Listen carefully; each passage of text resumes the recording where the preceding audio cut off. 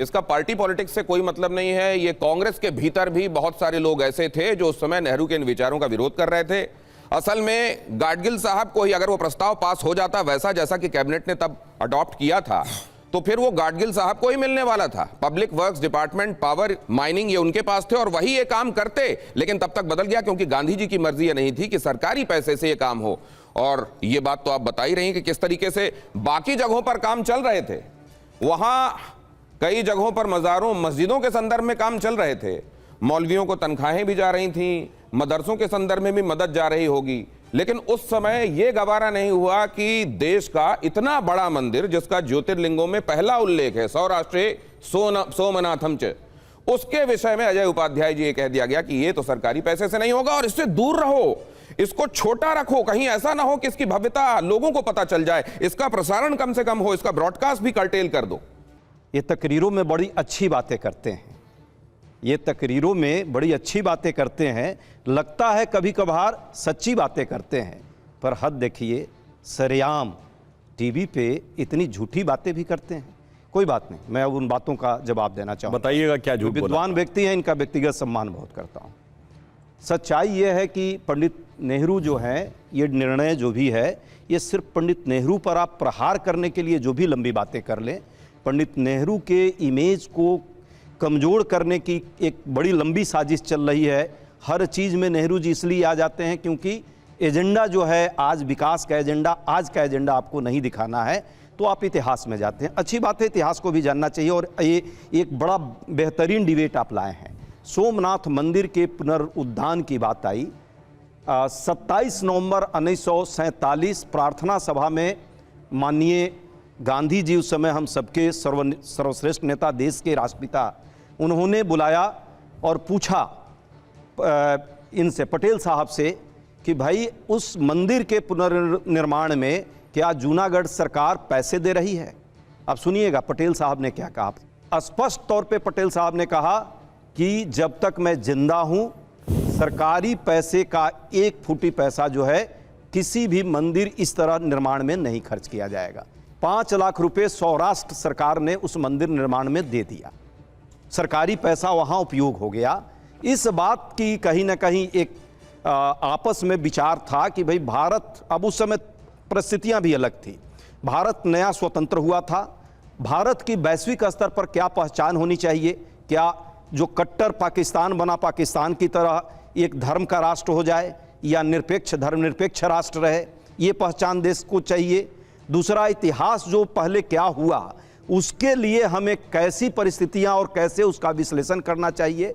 और तीसरा स्पष्ट तौर पे है उससे जुड़ा हुआ कि हमारा देश संविधान से चलेगा और संविधान में धर्मनिरपेक्षता की बात की गई। ये 3 मुद्दे साथ में। अजय सर, लियाकत खान को चिट्ठी लिखकर ये क्यों कहना कि हम कोई किवाड़ नहीं ले रहे, हम ऐसा कुछ नहीं कर रहे हैं, वहां क्यों सफाई देना? सुनिए ना, ये सच्चाई थी कि भारत का जो लोकतंत्र है, भारत की जो संविधान है और भारत की जो सोच है, वो आधुनिक लोकतांत्रिक जो वैश्विक स्तर पर हम अपना पहचान बना रहे थे कि हम विश्व में सबसे बड़ा प्रजातांत्रिक देश है। और प्रजातंत्र की जो मूल मौलिक चीज होती है वो धर्म, समुदाय और क्षेत्र से ऊपर उठ करके आपको राष्ट्र का निर्माण करना होता है।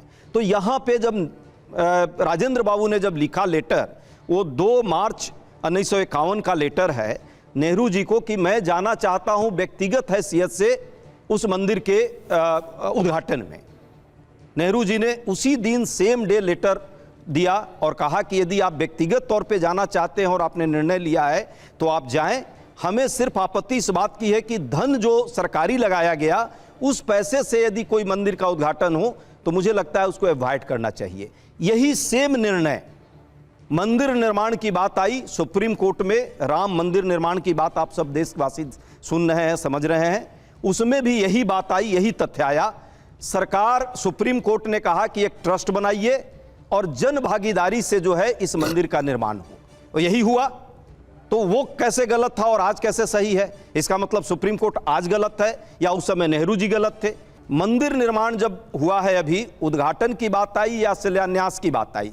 शिलान्यास के समय में देश के राष्ट्रपति कौन थे? कोविंद साहब थे। कोविंद साहब का नाम सबने सुना है। रामनाथ, नाम भी रामनाथ था, पर राम मंदिर के शिलान्यास में उनको नहीं जाने दिया गया। क्यों? क्योंकि बेचारे दलित होंगे, हो सकता है ऐसी सोच हो इनकी। नहीं तो इसका जवाब देना चाहिए। फिर दूसरी बात आई, जब मंदिर का जो फाइनल जब अब निर्माण हुआ है, उद्घाटन हुआ है, उस समय कौन देश के राष्ट्रपति हैं? आज जो हैं वो आदिवासी समाज की हैं। उनसे भी आपको इतनी दिक्कत है, वो क्यों नहीं गई वहां? शंकराचार्यों को क्यों नहीं उसमें आमंत्रण दिया? आपने उस ट्रस्ट पर कहीं ना कहीं कब्जा कर लिया और आप भाजपा का राम मंदिर नहीं कहिए, वो देश का राम मंदिर सुप्रीम कोर्ट ने बनाया है, सबकी भागीदारी है। सरदार पटेल की बेटी को यह कहना पड़ता है, ये धर्मनिरपेक्षता का ये बातें समझ में आती नहीं है, जिस तरीके से ये सोमनाथ के मंदिर में ये अप्रोच ले रहे हैं। ये क्यों कहना, क्यों ऐसा होता? हजरत बल वाला मामला भी आपको मालूम होगा। धर्मनिरपेक्षता सेलेक्टिव क्यों है सर? पटेल साहब जो धर्मनिरपेक्षता की बात कर रहे हैं, वो कहते हैं कि मैं जब तक जिंदा हूं सरकारी पैसे का दुरुपयोग, उस मंदिर के लिए हम सरकारी पैसा नहीं। बाबरी मस्जिद का पुनर्निर्माण सरकारी खर्चे से कराने के पक्ष में क्यों थे नेहरू? कौन नेहरू? किस चीज के लिए? बाबरी का पुनर्निर्माण जीर्णोद्धार सरकारी खर्च से हो। ये व्हाट्सएप यूनिवर्सिटी नहीं है, ये है the inside story of Sardar Patel, जो मनीबेन पटेल उनकी बेटी ने लिखा है। सर मैं प्रामाणिक रूप से कह रहा हूं, मैं आपको पेश कर दूंगा वो।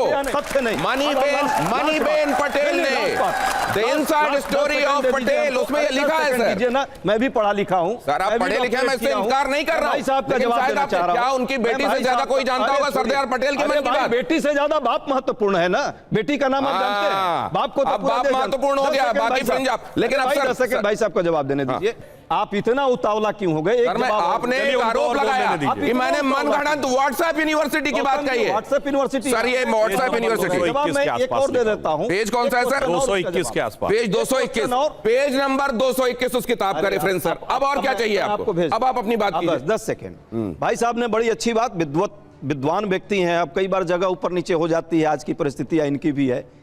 भाई साहब ने एक बात रखी है सिविलाइजेशनल क्लैश की, कंफ्यूजन हो गया होगा। तो ये कंफ्यूजन इस देश में सिविलाइजेशनल थ्योरी को लेकर आज भी है और उस समय भी थी। उस समय सावरकर की भी सोच क्या थी और सावरकर ने टू नेशन थ्योरी की कैसे शुरुआत की थी, उसी को जिन्ना ने भी प्रोपगेट किया। इन दोनों ने मिलकर के इस देश को दो टुकड़ों आपका 10 सेकंड हो गया सर, क्या बात कह रहे हैं? वैचारिक आधार था, हमने देश को संवैधानिक तरीके से धर्मनिरपेक्ष बनाया, इसलिए भारत के विविधता में एकता, वसुधैव कुटुंबकम और धर्म संभाव की। अभी वापस आता हूं अजय जी के पास। इस देश के रिसोर्सेस पर पहला हक मुसलमानों का है।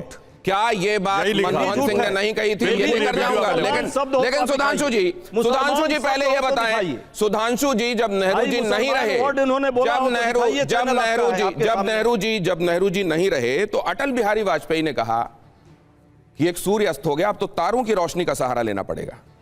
आम आदमी की आंखों की रोशनी चली गई। उन्होंने कहा कि ये अब गीत गूंगा हो गया। इस तरह के उद्गार की भारत मां का सबसे प्यारा राजकुमार चला गया। जिन नेहरू जी के लिए अटल बिहारी ने ये शब्द इस्तेमाल किए, आज उन नेहरू को यूं कटघरे में खड़ा किया जाता है हर कुछ दिनों में, जैसे वो देश के सबसे बड़े विलेन रहे हो। सुधांशु जी, देखिए, हम किसी को विलेन नहीं बना रहे। मैं बात सब, जैसे पर्दा है, पर्दा उठा दे रहे हैं। और जिस जमाने की आपने बात कही, अटल जी ने सही कहा था कि भारत मां का लाल गूंगा हो गया।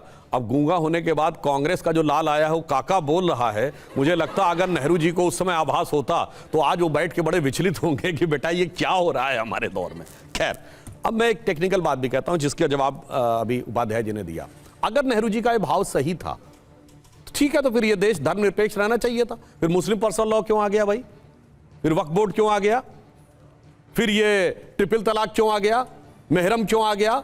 हलाला क्यों आ गया? हज सब्सिडी क्यों आ गया? इसका क्या मतलब? और दुनिया में एक सेकुलर देश बताइए जहां शरिया हो, चैलेंज करके पूछता हूं। और अगर शरिया और सुप्रीम कोर्ट में मतभेद हो जाए, 1985 शाबानो केस, तो देश की संसद सर्वोच्च न्यायालय के निर्णय को रौंद कर शरिया को सुप्रीम कोर्ट से ऊपर कर दे। एक सेकुलर देश बताइए तो मैं अपनी बात विड्रॉ करने को तैयार हूं।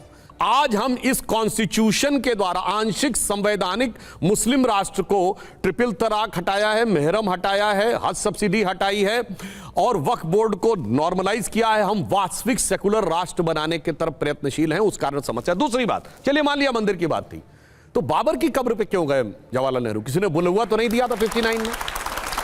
फिर उसके बाद चलिए, फिर इंदिरा गांधी जी 1968 में गई और फिर उनके कुल गौरव राहुल गांधी जी 2005 में गए उनके साथ, और उन्होंने नटवर सिंह जी ने, जो फॉरेन मिनिस्टर थे, उन्होंने अपनी किताब one life is not enough में लिखा कि 1968 में जब इंदिरा जी गई तो मैं उनसे चंद फीट की दूरी पे खड़ा था और इंदिरा जी ने कहा कि आज तो ऐसा लम्हा है जिसमें लगता है कि सदियां सिमट कर लम्हों में आ गई हैं।